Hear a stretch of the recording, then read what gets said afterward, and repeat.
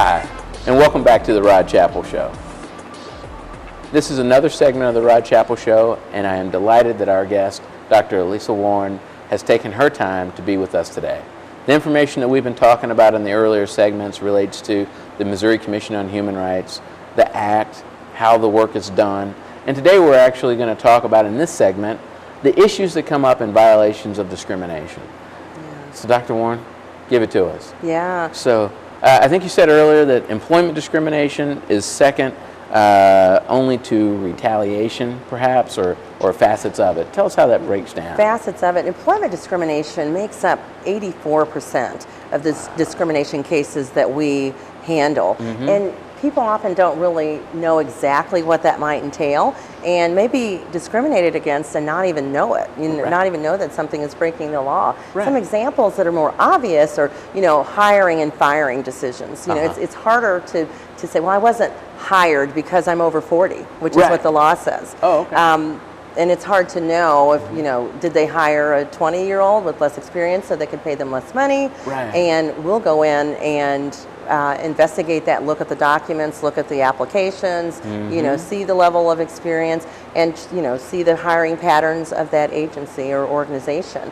Or were you fired because of your disability? Right. So that's one of the easier ones that people really do understand. But there's some others that are maybe less known. Things like compensation. Are you being compensated fairly for the work that you do? Are the men making more than the women? I saw that in the news that on an average, women are making somewhere between 74, 77 cents per every dollar that a man makes. In 2015. How is that? I need a raise, right? Yes. Well, I've always felt like that. I think you need to write a letter, right? I hope that we can do more than that. Well, it's true. It's true. Women still lag behind men in the workplace. And there were some very, notable cases. There was the Anheuser-Busch case, if you remember that, in St. Louis. I do. Which was the heavy hitters, where one of the top brass at AB, Anheuser-Busch, was being paid less than her male counterparts, but she actually lost that case in court, so she weren't able to prove that. That's hard. So, but that's something that's maybe lesser known. Are there some industries where we might expect to find that women are being paid less than men? Have we been able to make that kind of connection yet? I haven't narrowed those down yet specifically, but that would be some interesting research. That'd be fun, to do. I would like to find that out. It probably, I'm sure there are areas where that is true. There's other things too that are lesser known, like job assignments or work assignments. Are women or people of color, getting less favorable job assignments? That's something that you might consider that would be discriminatory. A transfer. Are you being transferred to Timbuktu, out where nobody else wants to work? Because of your disability or your race or your sex. That might be something to consider. Or you're not promoted because of that protected class. Right. Yeah. So there are a lot of things. What about that old thing? And maybe you've had folks that or even people in your family who've they've trained somebody for a job, and all of a sudden that new person gets to be the supervisor or the manager. Yeah, over the person who's been there a decade or something. Right, that doesn't feel good. No. Oftentimes when you get that kind of feeling, that gnawing feeling in your gut, like, this doesn't feel right. Right. I don't think this is fair. Yeah. You might just pick up the phone and give us a call. Yes. So we can help investigate that to see if there is, in fact, a reason for that. Yes. And that it not always will be the case that it is, but we'll investigate and find out whether or not it was. Are you discriminating in job advertisements? That's an interesting one too. How does that work? Where only a certain religion, we're only going to hire people of this religion. Okay. Or we're only going to hire women. There has to be a bona fide occupational qualification for that designation. Meaning that if you have to be able to you have to be so tall because of this, and that could rule out women and some minority groups. Right. So like for a firefighter, you might need to be able to pick up another person or a certain amount of weight or something like that. A lot of women can. Right. So you can't just rule people out based on sex. Yeah. So, there's so many different types of discrimination in employment. Your retirement plan, disability leave, fringe benefits. Do the women not have a locker room and the men do? Oh, sure. Right. Right. Are there facilities, difference in facilities that maybe are discriminatory? Yeah, and what about if you have a disability and you're trying to go to work? You know, what are there accommodations? Would that also fall into this area too? Absolutely, absolutely. You should an employer or a landlord, for that matter, needs to make a reasonable accommodation for a person with a disability to be able to access the facilities as any other person would. And really, the key is to just treat people with disabilities like people, you know, so that they can use the bathroom, they can enter the building, they can, you know, it's really easy to raise or lower a work surface, you know, so rather than making excuses as to why you can't hire or work with this individual, figure out how to make it work. You know, So there's a lot of that type of discrimination out there. For housing, you know, there's a different set of discriminatory practices. It might be a refusal to rent. You know, it's kind of, you would think that, you know, back in the 50s and 60s, where, you know, you remember people would call and check to see if there was available apartment or house for rent, and say, yeah, sure, come on over and we'll show you the place. And then you get there and you show up black and they're like, oh, it's rented. You know, we don't have that. So that still goes on. It still goes on. I'm laughing because that sounds ridiculous, but it's still happening. It still happens. It absolutely does. Refusing to negotiate a sale or rental, or setting different terms and conditions. And another area that we did some research on through a grant that we did from HUD several years back, where you might set less favorable terms for people of color than you do. You might have, say, for example, an African American family come in with, you know, stellar credit, but give them terms, you know, an interest rate that's much higher than you would a white family that comes in. Sure, and actually that was fairly common, wasn't it? Yeah, it did. And so there's been sort of a national, you know, push to end that. There's been a lot of research done on that, and a lot of checks and balances put in place to try and help remedy some of that.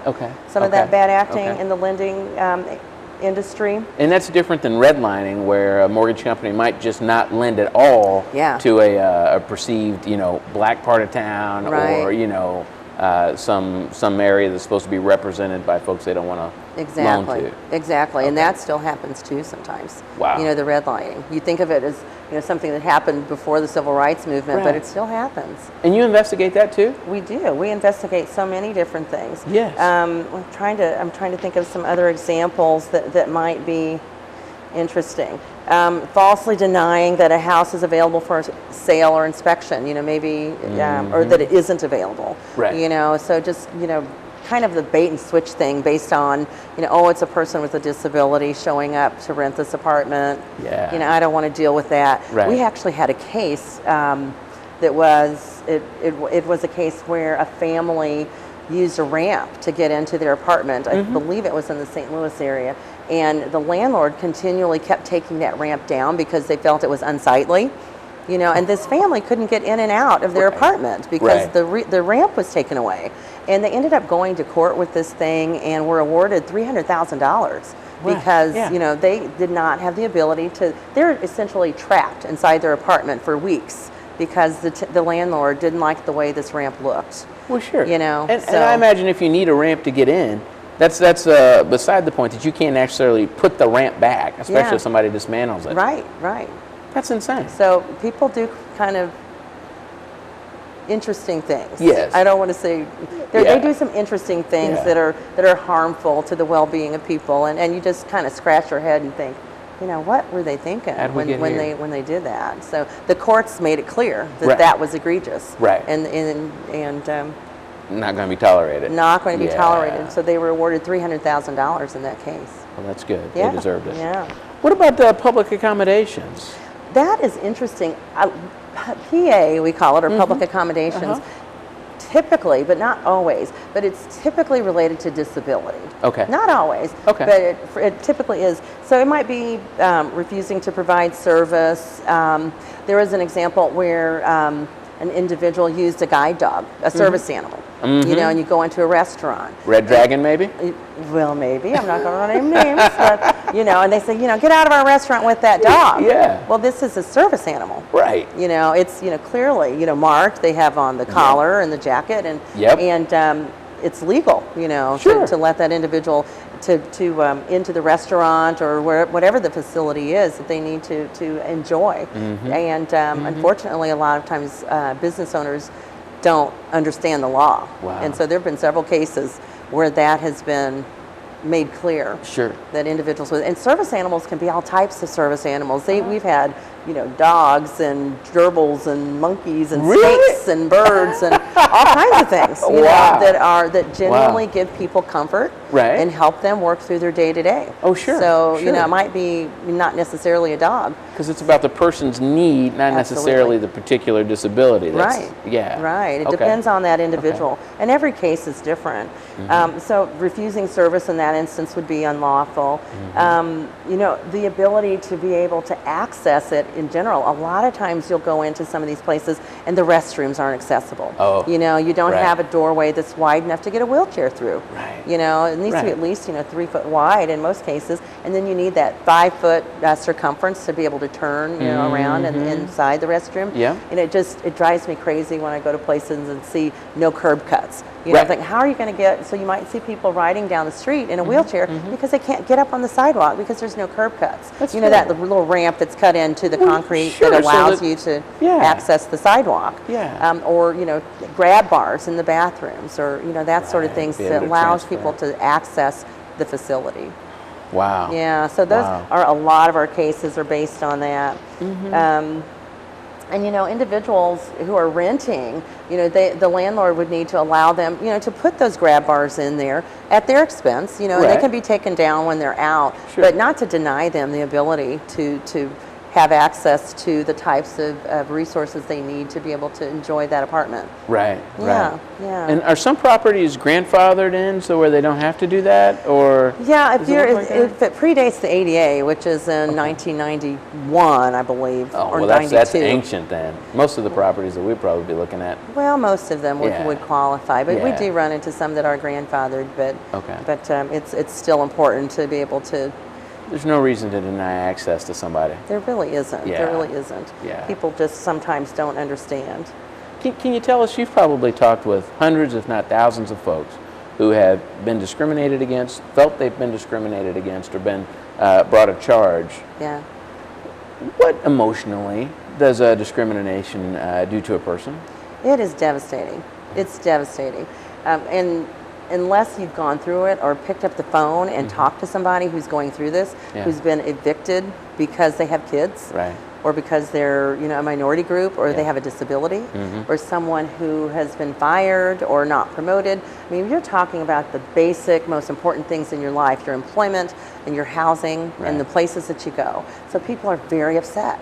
They're very upset and they're, you know, distraught. You know, I've talked to people who are in tears, and my hats are off really to our intake staff, or the front line for our office, who actually talk to the folks who are going through this really emotional time. And they do a good job. And they do a great job at getting the information. And sometimes, you know, it actually takes people a while to get fed up enough to call us. But you have to call us within 180 days for employment, and that's important. Yes. Because if you wait too long, if it's 181 days, we can't help you. You lose jurisdiction, can't literally review this violation of law. We cannot. Now the EEOC can. Okay. They can do it within 300 days. And so you still have a chance, you still have a shot at it, another bite at the apple. Within 300 days of the last violation. So we can put you on to the EEOC. And for housing, you actually have up to 365 days or a full year. Oh, that's great. Yeah, but people sometimes just don't want to believe that it's happening, and so maybe don't want to deal with it and don't make the call right away. And hope that it goes away. And hope that it goes away, and it doesn't. And so then you don't want to let the time run out. No. You don't want to let it run out. Well, you know, I want to come back and talk about, if you've got time. Yeah, one more segment to talk about how to file a case. Okay. And we might start that off with some real cases that have occurred. Okay. Sure. Don't let your time run out. This is Rod Chapel with the Rod Chapel Show. There are important timelines that will define the jurisdictional limits of the Commission and the ability of people to enforce the laws that protect our civil rights. It's up to you, it's up to me, to make sure that they can do the work that they need to do. Please join us again on the next segment of the Rod Chapel Show. Hi, Hi, I'm Donna Scheidt with the Jefferson City Daycare Center. The Jefferson City Daycare Center is a licensed daycare with an accredited early childhood education program. We care for up to 99 children ages birth to 8, primarily from low and middle income families. Our philosophy is that each child is entitled to safe, clean, and attractive surroundings and an educational program which will foster a deep sense of his or her self-worth. Our job is to provide a quality infant, toddler, and preschool program that will prepare your child for a successful entry into kindergarten.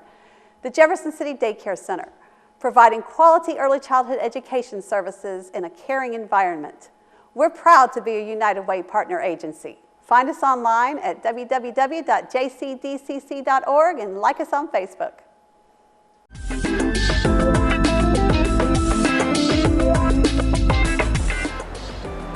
And welcome back to the Rod Chapel Show. This is the last and final installment of the series that we've had today talking with Dr. Warren, who is the Executive Director of the Missouri Human Rights Commission. The issue of you protecting your civil rights amounts to, are you ready to make that call? So we've talked all about how to make that call. We're going to do some more about that today, and we're going to talk about some real cases. But before we get there, Dr. Warren, you've got a human rights conference coming up. Can you tell us about that? Absolutely. We are excited because it's our 4th annual Missouri Human Rights Conference. All right. And this year we're going to host it in St. Louis. The previous 3 years it's been hosted here in Jefferson City. Right. But we've decided to move it around the state each year in order to make it accessible to all folks around the state of Missouri. That's smart. So this year it'll be in St. Louis, and then next year we're going to probably move it to Kansas City. Sure. Move it around the state. And it will take place on November 6th in St. Louis, and it's going to be at the SLU Law School, which is a beautiful facility downtown St. Louis. Everybody is invited to attend. There's actually a web address that you can access in order to get on the mailing list to receive information about it. And that web address is labor.mo.gov. Excellent. Yeah, so if you go to that web address and you can register to get the emails, and you'll be able to register and find out more about it. We have phenomenal speakers. There will be workshops that are related to human rights and all different types, and actually a national level speaker will be coming in. I don't know if I should give away who he is yet, I don't know if you can. I don't know. I think we're going to have Tim Weiss come. Is that right? He is amazing. That's great. He is amazing. That's great. Yeah, he will be our keynote for the event. So there's a little secret for your viewers. Yeah. Well, thank you very much. Yeah. Tune into the Rod Chapel Show. You'll learn more. That's right. That's right. Well, tell us about some real cases, some cases that have been adjudicated through either the courts or the commission's process for making those determinations. Yeah. I brought a couple of cases with me just to kind of go over a variety of different types of discrimination. We had a case, it was Cameron versus Thomas Construction. And Miss Cameron was working with the company president, and he sexually harassed her repeatedly, and it was ongoing and pervasive sexual harassment. And she was forced to resign, or what is called constructive discharge, as you know, as an attorney. And is that where a person feels the discrimination that they're enduring or the harassment is so much that they just simply can't continue to function? Exactly. Can't take it anymore. Can't do it. Forced to quit. He did things to her like, pin her against the wall, groping, kissing, very, very blatant sorts of things. And not his wife? No. She worked for this company, and, she was forced to quit. But in that case, she was awarded $78,750 in damages through the hearing process. And, some would say, well, I don't know if it's worth, the pain and suffering that she went through. Maybe it would be worth more than that. The largest case of sexual harassment that we've had in Missouri has been $330,000 that we have had as an example. And really, one of the things that I say when I do training out in the field to businesses and landlords is that you really need to understand that in Missouri, your company is liable and the individual harasser is liable. So you would have to open your personal checkbook, rather than making that car payment or that house payment, get ready to pay for this. So it's so important that those bad actors understand what the law says and that you cannot treat people in such a way. So Miss Cameron was successful in that case. and that sexual harassment case. Now, we had another one that was really interesting that took place in St. Louis, and it was Anatoly Sir against Laclede Cab Company. Okay. And Mr. Sir had a visible disability. You know, he'd had a stroke. And when he came into the company to apply for a job as a cab driver, he was met with, well, hey, what's wrong with you?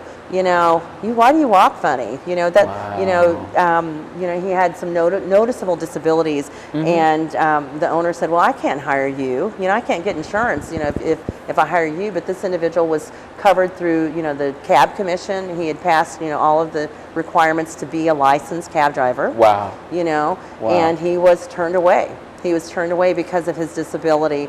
And the courts answered with $50,000 for humiliation and emotional distress for Mr. Sir, and also $35,000 for violations of his civil rights, and a cease and desist also to this company for discriminating, and also a 2-year monitoring by the Missouri Commission on Human Rights to ensure that this sort of discriminatory behavior doesn't happen again. Right. And I imagine some bad press to go with that, right? Yeah. So a total of $85,000. Wow. Is what that costs. And we don't want to see these sorts of things happen. Right. So it's important that businesses know, and that employees or tenants know what the law says, what your rights and your responsibilities are under the law. Right. So we had another case that was really particularly egregious case, Hartman Reed versus the Missouri Department of Corrections.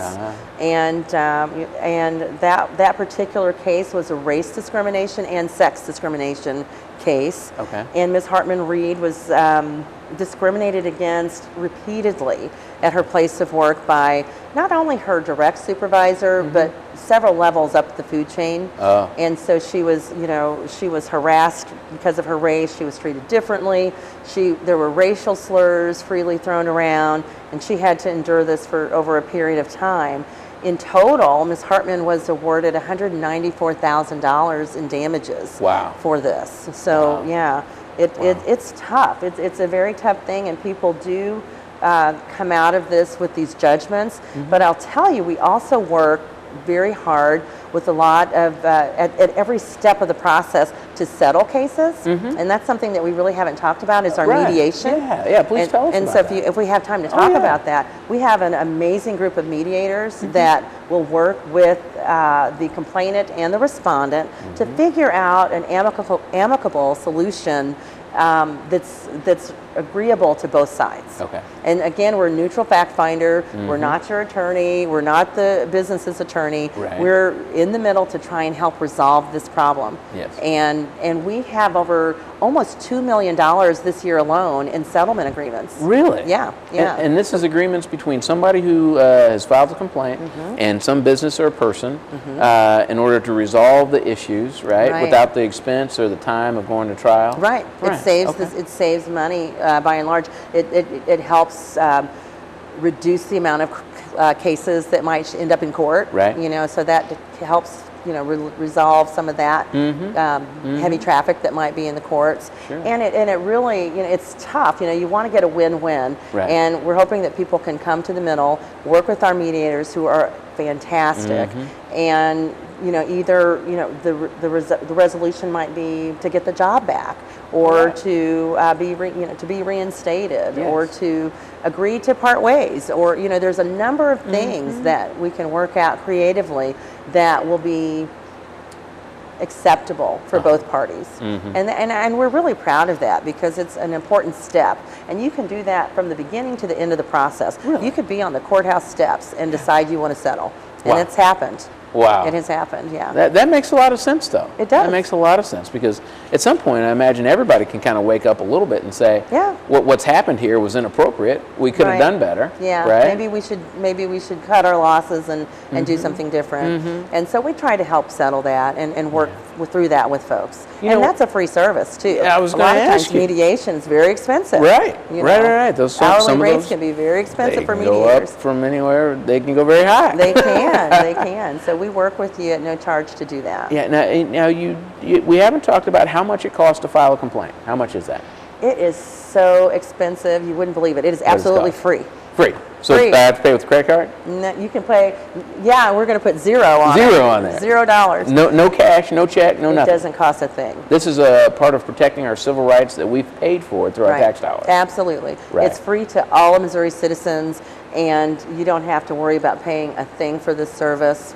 Wow. You know, you might have to be a little patient because the process takes time. Well, with a lot of 30 times, people and 2,000 Yeah. cases a year, I imagine it might take Exactly. you get a little while for that, yeah, right? on average, it can take, around, without going to hearing and without conciliation, it might take around, I think, average 277 days to wow. get through the process from start to finish. Okay. If you go through conciliation and go to hearing, on average, it's a little over 300 days. Okay. So it's not an instant fix. Right. So you should know that up front, but it does take time, but we're very thorough in the work that we do. We're going to interview, we're going to make phone calls, we're going to read your documents, we're going to pour through it. Right. And ensure Right. that we can prove that more likely than not you've been discriminated against. Well, that's right. That's Yeah. right. Well, Perry Mason can get it done in 30 minutes, but I think he's got some help, right? I think so. He's got to fit it within the paradigm of the 30-minute slot. Kind of like those legal cases you see on LA Law, Yes, right? Dating yes. myself a little bit, but Not real life. Not real life at all. No. And so let's tell everybody once and for all, if they've got a violation for, if they think they've been discriminated against, Right. the first thing to do is They need to give us a call. Right. They need to give us a call. We have a discrimination hotline, and that number is Yes. 877-781-4236. Okay. And that is free anywhere in the state. It's toll free. Yes. Free call. You can walk into our offices in Jefferson City, which is at 3315 West Truman Boulevard, okay. Suite 212. All right. You can just walk right in and we'll take care of you there.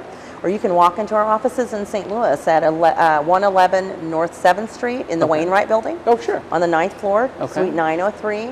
You can go to our website, and that web address is www.mohumanrights/discrimination. Right. And you can go out there and look at the questionnaire and complete that. And so there's a number of different ways you can reach us. But sure. don't wait. Don't Right, wait. Give right. us a call. And sometimes people get lawyers involved early in the process, Yeah. sometimes after the process. Just kind of depends on when, right? It depends when you want to do it. A lot of times people just want that right to sue. Right. And in Missouri, you can't go into court without a right to sue letter from the Missouri Commission on Human Rights. That's an important point. It's an important point. Yeah. So you need to get that letter. Now, sometimes folks just want to lawyer up and go to court. Right. Not usually, Right. but it happens. Right. So if you filed your complaint, you've got your lawyer, and you want your right to sue letter today, we can get that to you. Okay. But most people want to let the process run its course. Yeah, You know, yeah. they want the facts to be investigated, and we're going to do that for free. Right. You know, so why not let that happen? Why wouldn't we want to do that? Yeah, why wouldn't you want to do that?